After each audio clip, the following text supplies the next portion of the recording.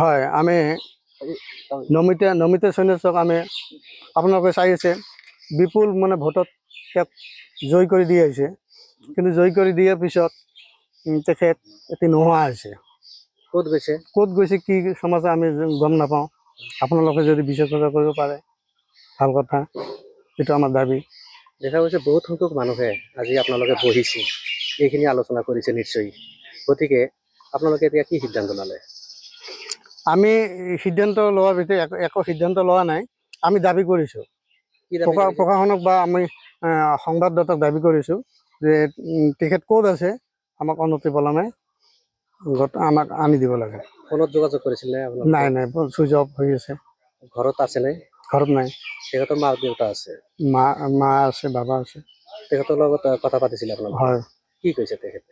তেখেতে কৈছে যে কি ক'ত বা গৈছে, মানে কি কয় হেৰি কামাখ্যা মন্দিৰত যোৱা বুলি কৈছে। হয়, কামাখ্যা মন্দিৰত গ'লেতো চুইচটো অফ কৰিব নোৱাৰে। হয়, আপোনালোকে কি ভাবিছে যে? আমি ভাবিছোঁ যে ক'ত বা মানে লুকাই আছে। লুকাব কিহৰ কাৰণে? কিবা লেনি দেনি থাকিব পাৰে, সিহঁতৰ ব্যক্তিগত কথা।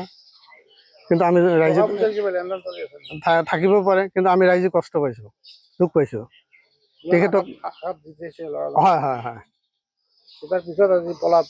হয়, এইটো হ'ব নালাগিছিল। তাৰ কাৰণে আমি দুখিত। সেইকাৰণে ৰাইজ একত্ৰিত হৈ মানে দাবী জনাইছে তেখেতক আনি দিব লাগে। মহিলাজনৰ নাম কি? আৰু নমিতা বিশ্বাস, পঞ্চায়ত নতুন চিমলাবাৰী। ঘটনা হয়েছে এটাই, এই যে সামনে যে ইলেকশন হইল, ইলেকশনের সময় আমিও টিকিটের দাবি মানে ভোট খেলানোর উপস্থিত আছিলাম।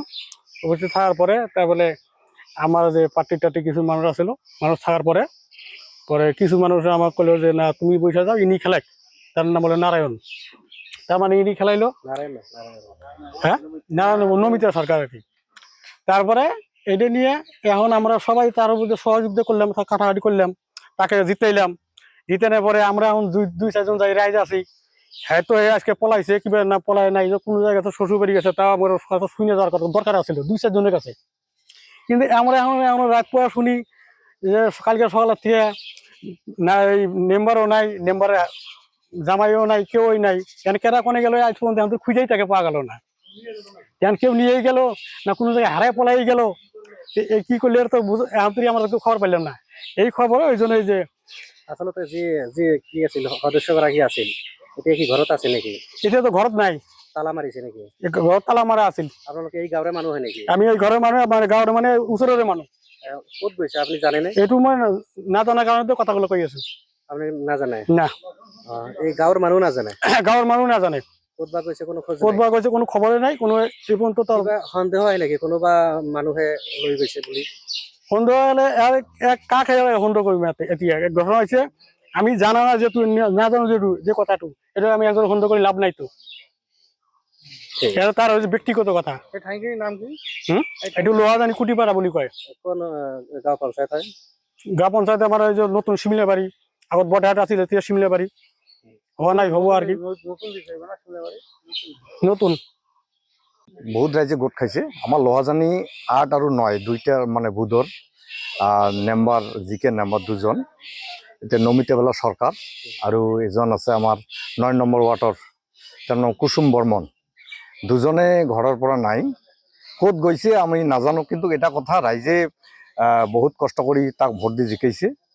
আজি তেওঁ ঘৰ এৰি ক'ত গৈছে বা ক'ত টকা পইচা লেনদেনৰ কাৰণে গৈছে নে কিহৰ কাৰণে গৈছে, বা আগন্তুক আমাৰ পঞ্চায়েতৰ যে প্ৰেসিডেন্ট হব, এইখিনিৰ কিবা মানে হয়তো যাক সাপোৰ্ট কৰেছে আৰ বেলেগ আৰ একজনকো সাপোৰ্ট কৰেছে, মনে হয় এজনেৰ পৰা টকা লৈছে আৰ বেলেগ এজনেৰ পৰা টকা লৈছে। লোৱাৰ পিছত কিবা খেলি মেলিত ঘৰৰ পৰা উদয় হৈছে।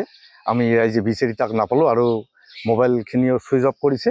আৰু ৰাইজে যে ভোট দি জিকাইছে, ৰাইজৰ মানে আশা ভৰসা সব ধূলিসাৎ কৰি তেওঁ ঘৰৰ পৰা আঁতৰি ক'ত আছে সেইটো ৰাইজে এতিয়াও গম নাপায়। তেওঁৰ মাক দেউতা আছে, তাক মানে যদিও কিবা সুধি আমি জিজ্ঞাসা কৰোঁ বা জিজ্ঞাসাবাদ কৰিলে তেওঁ একো ক'ব নোৱাৰে, ক'ত গৈছে ক'ত নাযায়। এইখিনি মোৰ কথা। হাজবেণ্ডে হাজবেণ্ডৰ লগত পালাইছে যে মোৰ নমিতা বালা সৰকাৰ তেওঁৰ হাজবেণ্ড যে আছে নাৰায়ণ সরকার তেওঁ লৈ গৈছে কোনোবা পদবীত আছিল হ্যাঁ বা ক'ত আছে সেইটো নাজানো কোনোবা বিজেপিৰ পদবীত আছিল নেকি? পদত আছিল তেওঁ নিজে মানে বুধৰ সভাপতি আছিল আৰু সভাপতি থকাৰ কাৰণে তেওঁ নিৰ্দলত মানে প্ৰাৰ্থী দিছে যদিও চৰকাৰে নিৰ্দলৰ পৰা খেলিছে কিন্তু এতিয়া ক'ত গৈছে ক'ত কি কৰিছে সেইখিনি মই নাজানো টকা লেনদেনটো মই নিজে নাজানো এইটো মানে দেখা নাই যিটো হোক কিন্তু মানুহে যিটো কৈ আছে সেইটো কিবা হ'ব পাৰে এইটো লেনদেন হ'ব পাৰে সেইখিনি মই নিজে দাঁতি কৰি ক'ব নোৱাৰো মোৰ মুখেৰ আগততো তেওঁ টকা লেনদেন কৰা নাই কিন্তু মনে হয় সেইখিনি হৈছে নহ'লে ঘৰৰ পৰা কিয় মানে আঁতৰি যাব এইখিনি মোৰ বক্তব্য যিকোনো খবৰৰ বাবে যোগাযোগ কৰক 7099017330 লগতে 7099017110 নম্বৰত